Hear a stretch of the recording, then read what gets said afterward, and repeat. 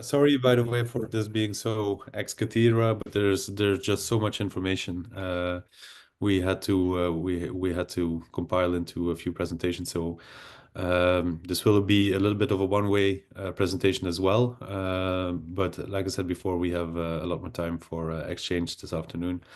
Um, this next session is about the MIMs, or minimum interoperability mechanisms. I'm sure many of you are already familiar with them, but this might be a useful reminder or let's say a deep dive into what the MIMs are and how they're being governed and what the state of play is for each of them. So um, I'll get to it. I'll be quick. Again, I have about 70 slides to go through, but please put your questions in the chat, and if something is very urgent, feel free to just interrupt me, um, as long as you don't take too much time, obviously. So this is the second session. Yay, you've made it so far. I hope everyone is still awake or at least got a good strong coffee. I know I did. And let's go into the minimal interoperability mechanisms. We should say the MIMS plus because we are working in a European context. More about this later. So again, this is the structure of this course. We'll have a little bit of an overview of what a MIM is about. I'll try to describe it as concretely as possible. How are they governed? What is the state of the MIM framework? Because things are a little bit in flux, and I'll give you an overview of the most important individual MIMs towards the end.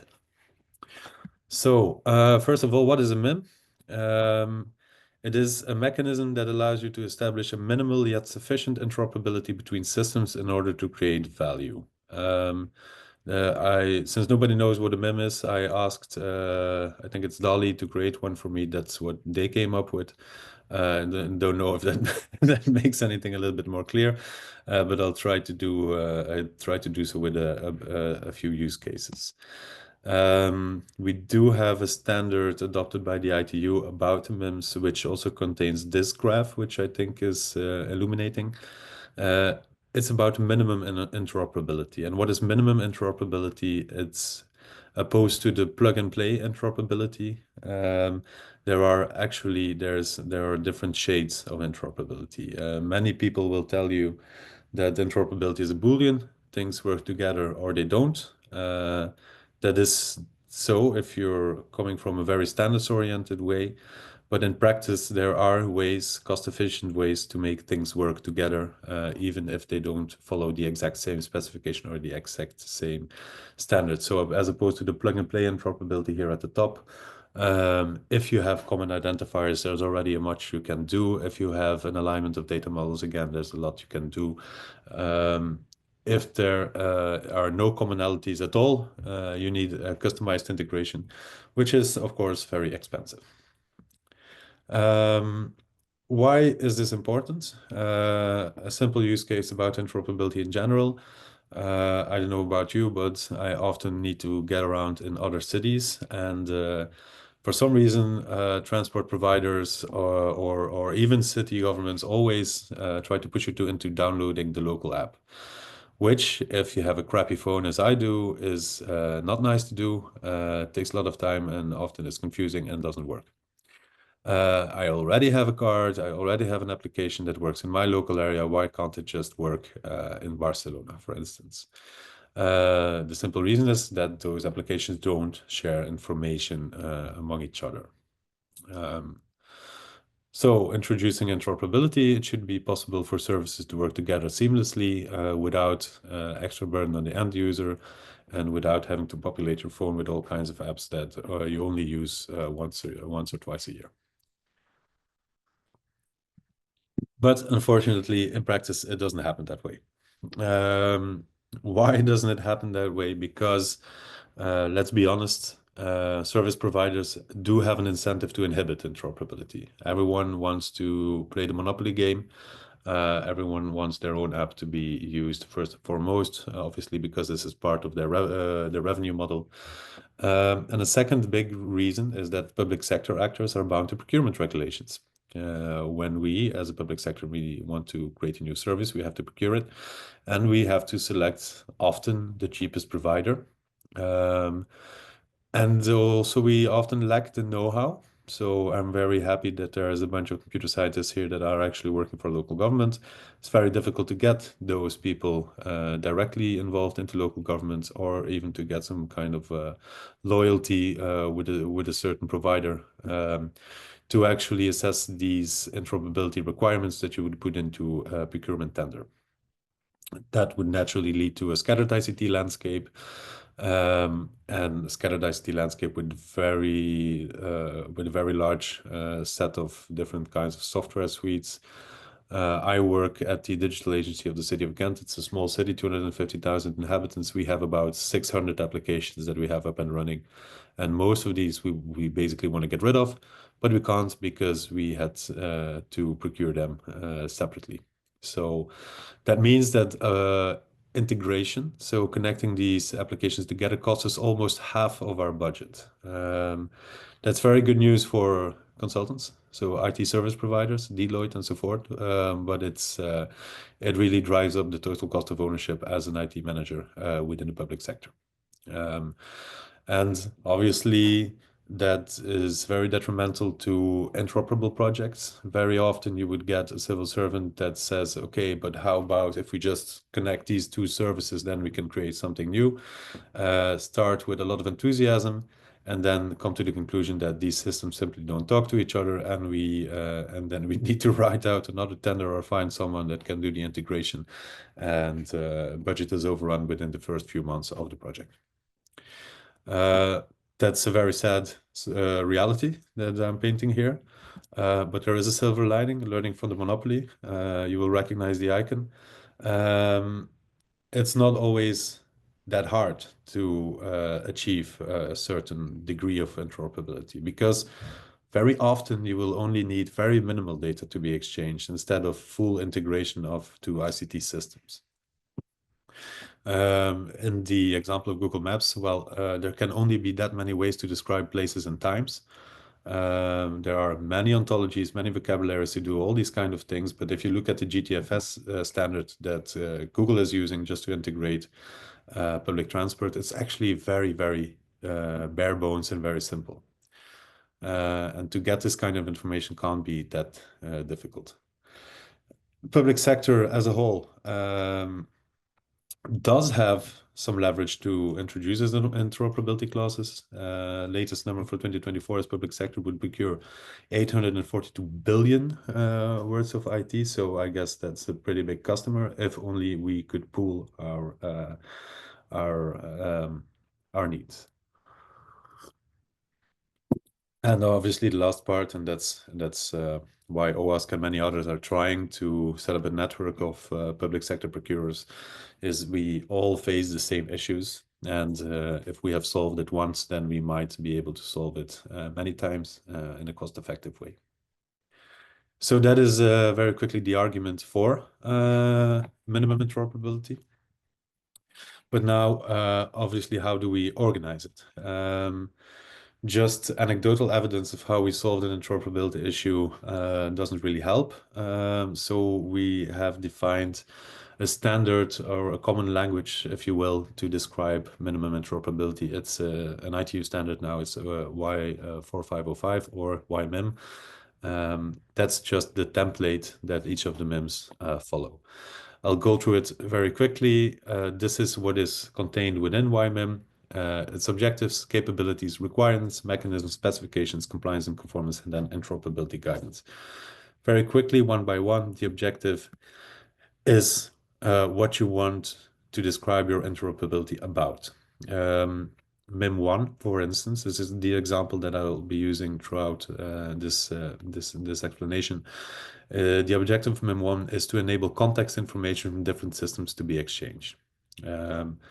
Also to enable comprehensive use and to turn data into a strategic resource. It's that in itself doesn't say that much, so we added also a description, and that's a little bit more loosely, informally defined. This is about IoT. So how can IoT systems within different contexts interact?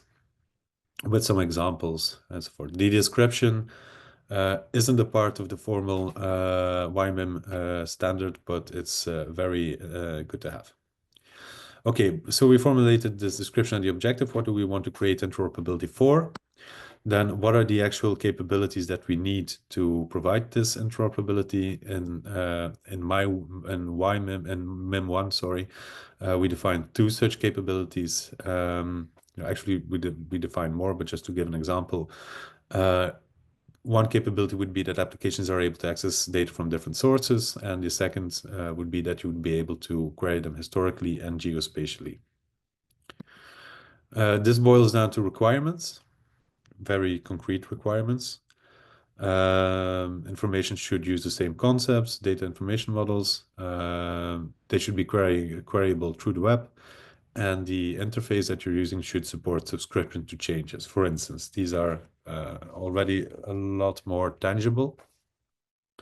And then we are getting into the real, let's say, technical part. All of these are more policy type definitions, which also can be interpreted as functional requirements. And these are the ones that we suggest to actually put in the tender clauses. In a way that it would still provide different vendors or different technical solutions to be selected, but at least you will get some level of interoperability if all of them would provide the means to satisfy these requirements. So going more technically, there are different mechanisms that may fulfill these objectives and these capabilities and requirements. Mechanisms are typically, let's say, a suite of standards or a technology. Consider, for instance, the NGSI LD standard. It's a mechanism that would fulfill most of these requirements. But similarly, there are arguments to say that the SOSA SSN set of standards will also be able to do this, even though it's in a different way.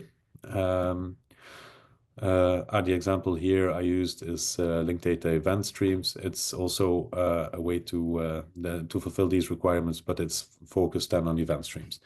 The point here is that a vendor would need to specify within their quote how they would satisfy the requirements using the mechanism that they propose.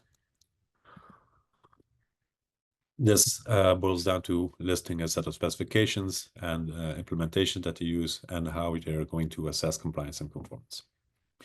Now, the most interesting part about the MIMs is that the bottom part here is the interoperability guidance that basically creates a knowledge base for everyone that has experience in procuring to document how you go from one mechanism to another. For instance, there is a bridging specification that allows you to use the best of both worlds, so the best of NGSI LD and the best of LDES.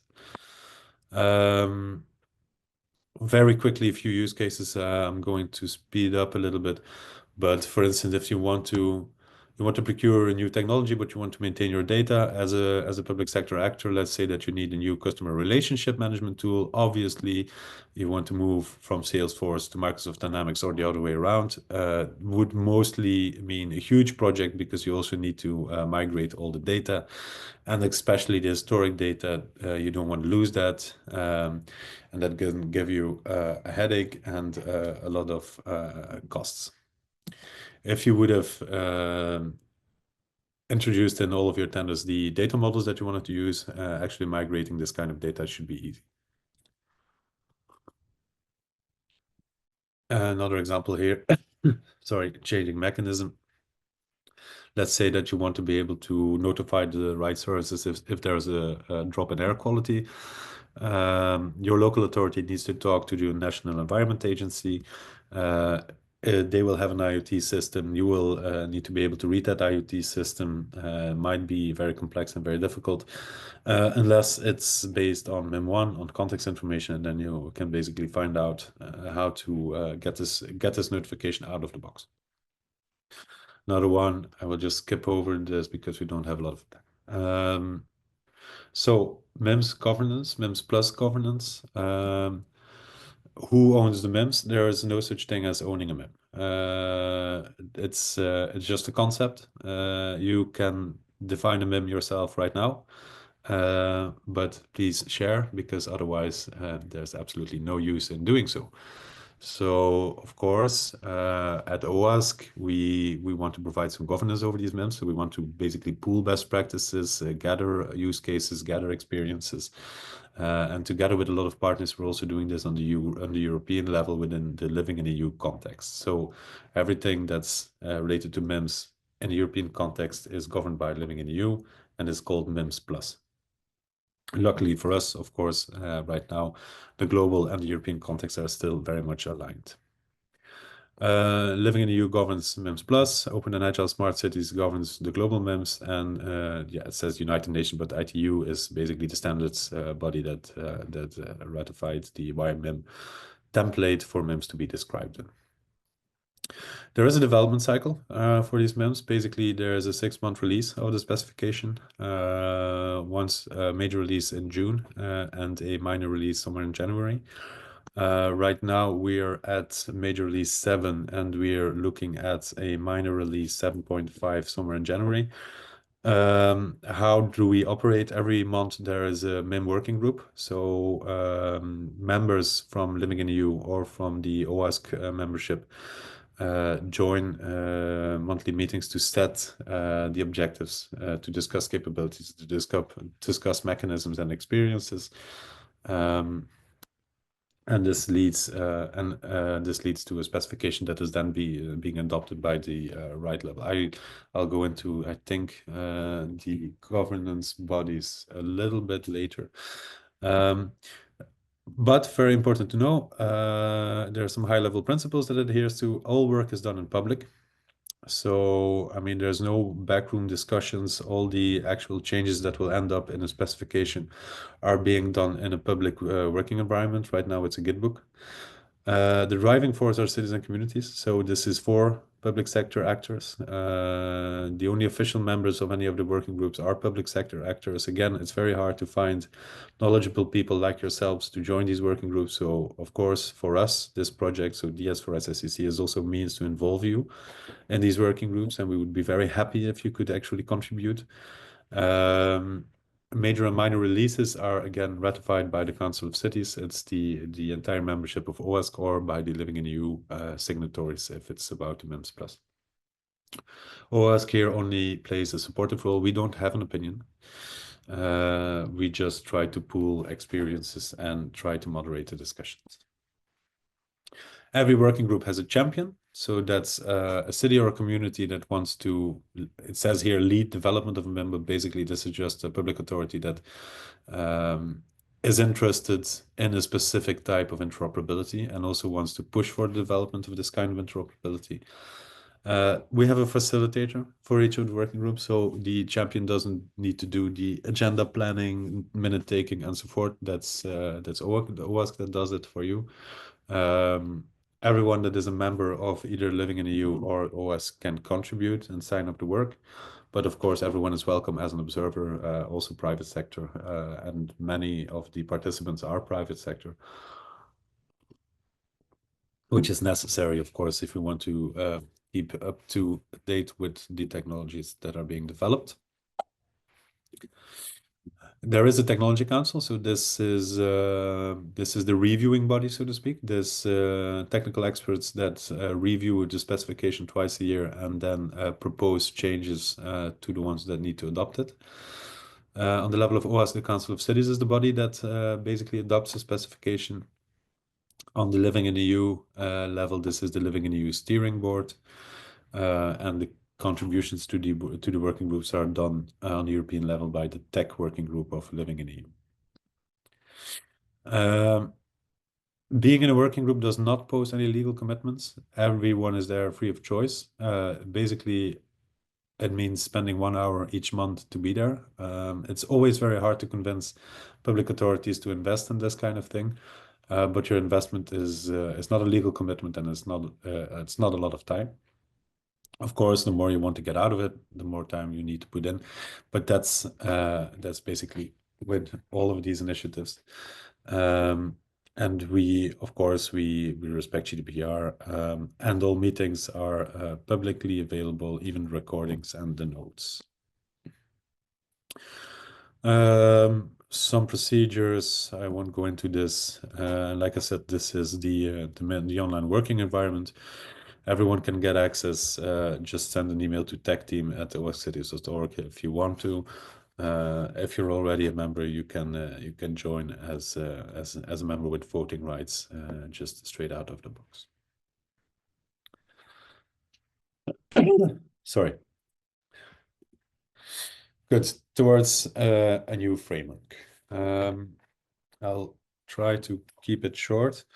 There were 10 MIMs defined until mid-2023, but most of these weren't very actively in development. Also, it was very hard to find out what was being done in which working group. So we have been working on a new framework during this year. We have drafted the first draft over the summer right after our latest major release, and we have already validated this with all the champions that are active in the MIMS and with some private experts that are invested in the development of these MIMS. The principles that we adhere to for the definition of this new framework, that by definition every MIM needs to be about interoperability. There was some discussion, there were some MIMs that were basically related much to buzzwords. There was a MIM on AI. Nobody really knew what we were going to do within this working group. Now we reasserted that, okay, we can have an interoperable AI MIM working group, not just a kind of chat box where we can discuss AI. That's nobody has actual use for that. Of course, there are policy issues, there are ethical issues. I'm not going to deny that. There is a lot we can do on that front, but it's not going to be done within a MIM working group. Just to make it very concrete, interoperable AI could be about how to move from one LLM to another. If you're using, let's say, Copilot within a local authority and Microsoft decides to do something strange with their licenses once again, and your LLM isn't working anymore, your chatbot isn't working anymore, or is giving you strange answers, what is the upgrade path? How can you move to another LLM? What are the issues you have to take into account? This is the kind of stuff we want to be discussing in these working groups. We do need to discuss, unfortunately, also technical and non-technical aspects of interoperability. From experience, and interoperability mostly is an issue within local government because due to lack of know-how, but also because of procedures, governance levels, this kind of thing. So we also take these into account, but we mostly start from technical issues. They are completely member needs driven. So first and foremost, the champion sets out the roadmap, but any member is free to launch use cases, problems they want to see solved, and discussed within the working groups. And the final goal is to collect interoperability guidance. If you remember the bottom part of the YMIM specification that I ran through earlier, interoperability guidance described this very clearly: how to move from one mechanism to another, what are the best practices to move from one standard to another, so to speak. Collect this and provide this into a knowledge base. And we are moving towards a two-tiered framework that identifies, on the one hand, foundational MEMS, and on the other hand, application-specific MEMS. The previous framework had some overlap between the MEMS. It wasn't always clear which one you need to join. There was no distinction between these foundational data-related issues and then complex, let's say, application-related issues. And basically, you could only identify the working group that you needed to join based on the title of the MIM, which didn't say a lot. We've had about a half-year discussion about what context information really means, which is also apparent from the literature. If you're looking for context information in scientific papers, you will get a lot of results, but not always describing them or defining them in the same way. So we decided to make this a little bit easier to identify. This is a very high-level view of the new framework. So on the bottom side, you will see 5 blocks that have arrows between them. We call this the data journey. Um, these are very typically the steps that you would also take when setting up a data space. So especially within local governments, each of these steps might prove cumbersome, starting even with accessing your data. I'll give a stupid example. If you procure a SaaS solution and users or citizens are entering data into the SaaS solution, if you didn't make it very explicit in your contract by which terms and which formats you can get your data out of the SaaS solution, you will have problems. Um, I think this is the most simple or most naive way to describe data access issues. But of course, there is also issues in representing data. I don't know why it said representing here, but representing data is an issue, obviously, and sometimes also a way for providers to confuse us as a procurer. Like I said at the start, there are only that many ways to describe simple things. It's not because one system is implementing their own data model and another is implementing another data model. It should be that hard to exchange data between these systems.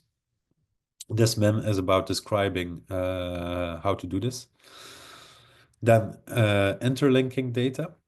So if you have related data within different services or within different departments or within different systems that you want to interlink, first of all, you have to make sure that they're semantically interoperable, which also relates a lot to representing it, of course. But you would also need to be able to actually link the different data points together using identifiers. So this is also about how to use persistent URIs, how to use globally unique identifiers, this kind of things. Of course, you need to be able to secure your data. This memo is about best practices in this domain. And then you will need to be able to share this data across organizations, which also implies a lot of legal organizational interoperability issues, but often also very technical things. These are the foundational MIMs, which represent the data journey. On top of this, there are a few categories of application-specific MIMs. So a classic MIM working group is the one on personal data, how to go about handling personal data in a way that, for instance, my data does it or Solid does it. What are the interoperability issues or challenges with exchanging personal data? Geospatial has their own separate domain. This is application specific for everything that's geospatial related. Of course, many of the interoperability issues that are experienced within the geospatial domain will boil down to, in fact, one of the foundational MIMs or one of the data journey issues. So it's also up to the facilitators of these working groups to make sure that the issues are being tackled in the right working group and should not be forwarded to other ones. There's one on AI, like I said earlier, on interoperability within AI systems, not just on AI in general. And there's one about interoperability for local digital twins. I think we're still looking for champions for the LDT one and for the accessing data one. So if any of you would feel inclined to set out the roadmap, you're very welcome to join. Also for sharing data, actually, for Tree, that's a very interesting one. Of course, we hope to be able to interact a lot with you within the pilots of the S4SSCC to get some new challenges, some new use cases into these working groups. Okay, how am I doing on time? Quite well. A tour of the MEMS. I will take you through a few. I'll only take the bottom ones, don't worry. And this will also be on a very high level, just to give you a little bit of an idea of what is being discussed within each of those. This is new. This is work in progress. It's not published yet as a formal specification, so please don't shoot me if there are still things that might not be in the right box. But also maybe just going back, important to see here is that the numbering is completely off, obviously. This is because of reasons of backwards compatibility. So accessing data is a new one. That's why we had to give it the number 0, even though that's the right way to do it in computer science, of course. 2 comes before 1. That's because we had a MIM working group on data models, that is now renamed to representing data, and some of the others have been shuffled around. So that's the reason for the odd numbering.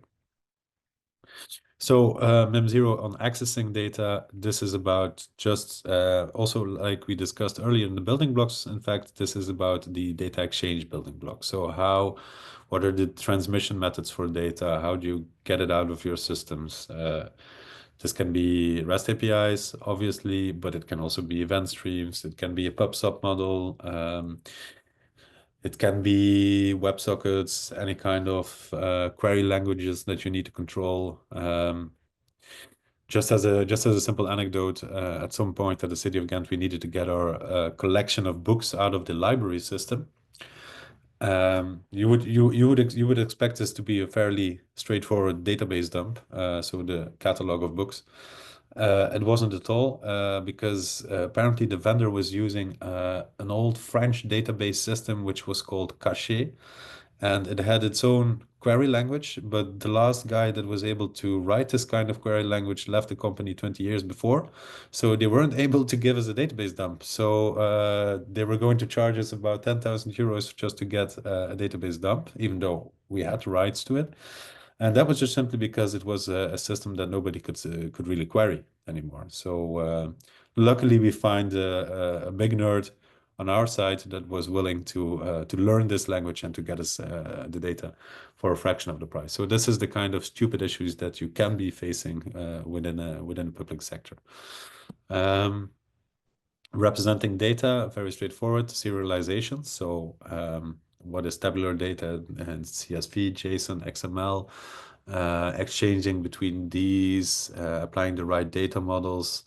These are things that might be straightforward for computer scientists, but for many civil servants, it's still a little bit of rocket science, and that unfortunately leads to them being confused by some suppliers and not being able to assess the real cost of exchanging data from one model to another and so forth. So everything that's related to syntactic interoperability is tackled in this working group. Interlinking is more about, like I said, contextualizing data, adding the semantic interoperability layer, linked data, for instance, but it doesn't have to be linked data. There is also other ways to do this. The draft objective here that we described is that it supports interlinking data points across domains, departments, or use cases, realize semantic interoperability across potentially different data models and ontologies by providing mappings, translations, linking databases, all these kinds of naive but useful ways to transform data can be described here. Securing data is pretty straightforward. I'm not a security expert, so I'm not going to talk a lot about this, but it's about integrity, encryption, and this kind of things.